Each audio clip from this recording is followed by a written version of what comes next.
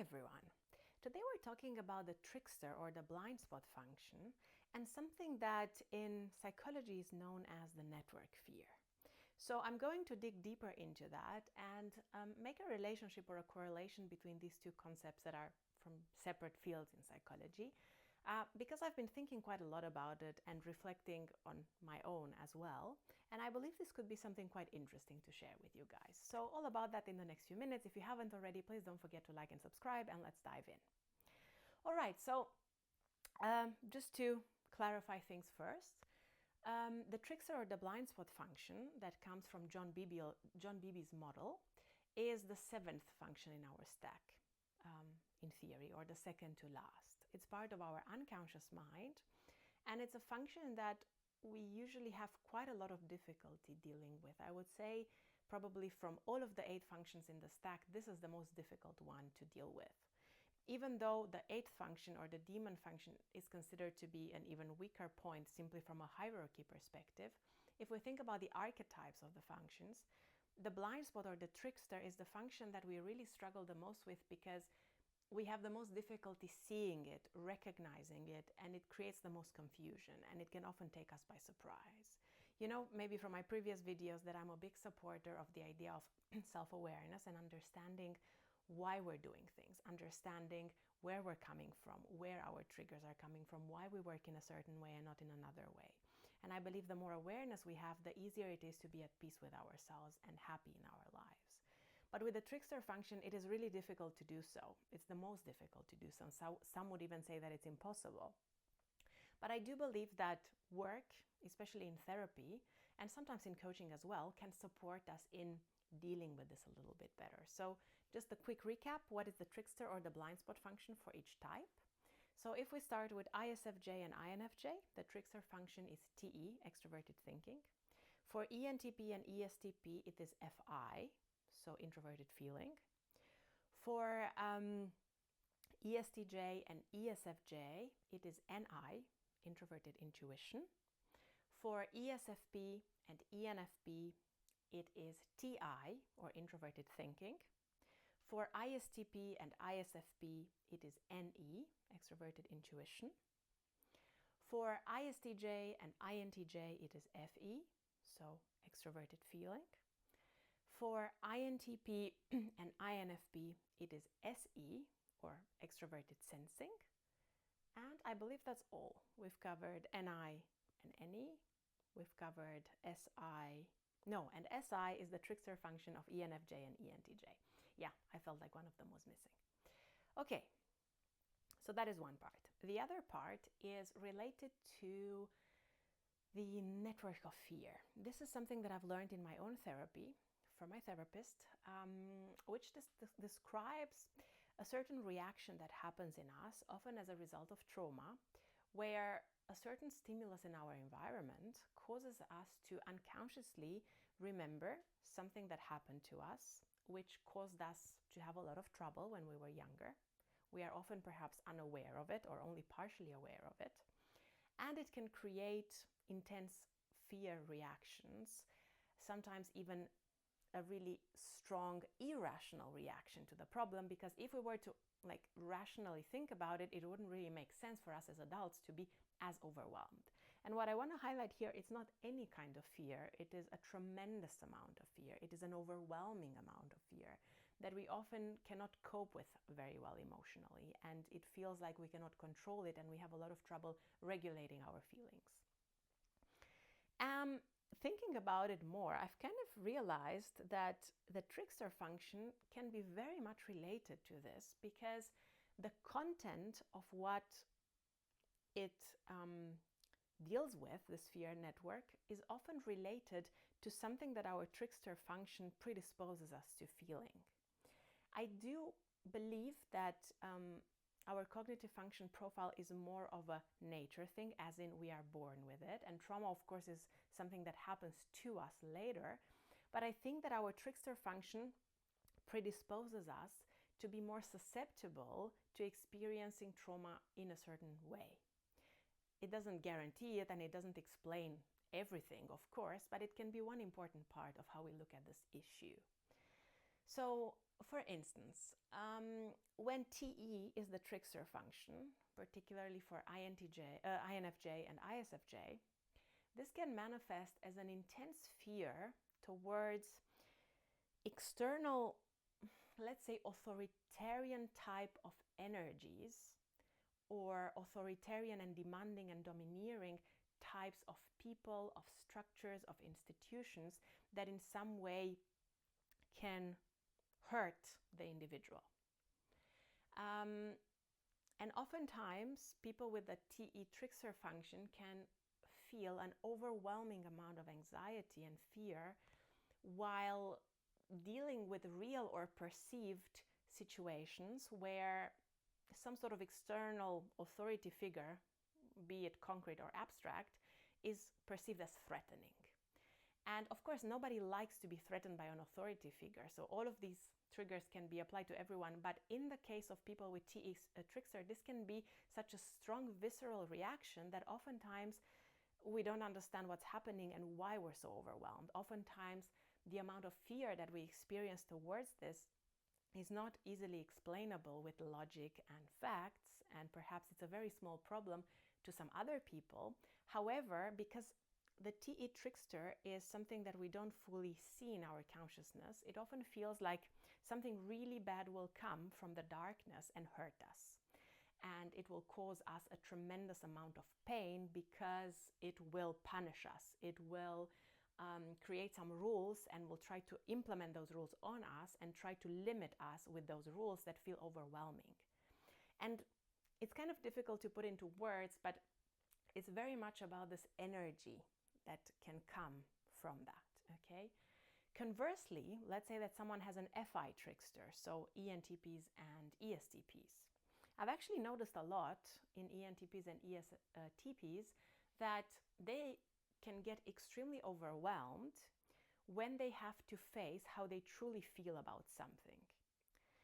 Especially in areas of intimacy and emotional vulnerability, when they have to connect to their own inner emotional truth, this can be so difficult to do and sometimes so scary to do that they can end up catastrophizing a very small relational issue that comes from the way that they subjectively feel about that relationship, that they end up catastrophizing and imagining, okay, now things are over, the relationship is over, we cannot do this anymore. I know actually quite a lot of ENTPs and ESTPs that have reacted like this in relationships and have either scared their partners that they are going to leave, or simply confuse their partners, maybe partners who are feeler types and were thinking, but this is not something that's such a big problem, this is something that we can talk about, this is something we can sort out. Or let's say that we've got INTJs or ISTJs that have FE trickster. Here, the pattern that I'm noticing can be similar to the pattern in ENTPs and ESTPs because it's still the feeling function. But this is more so about getting input from other people about how they made other people feel.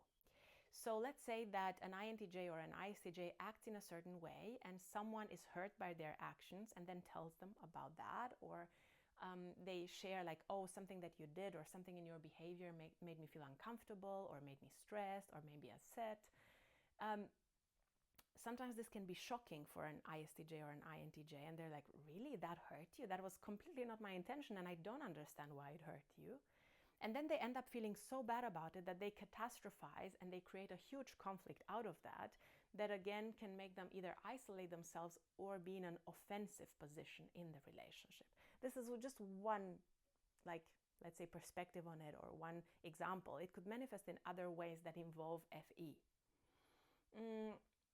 For ENTJs and ENFJs, with SI Trickster, I've noticed a tendency to get really either hypochondriac, so imagining that something really scary is going to happen to them physically, that they will get sick from a horrible disease or something and they will not be able to foresee it or deal with it.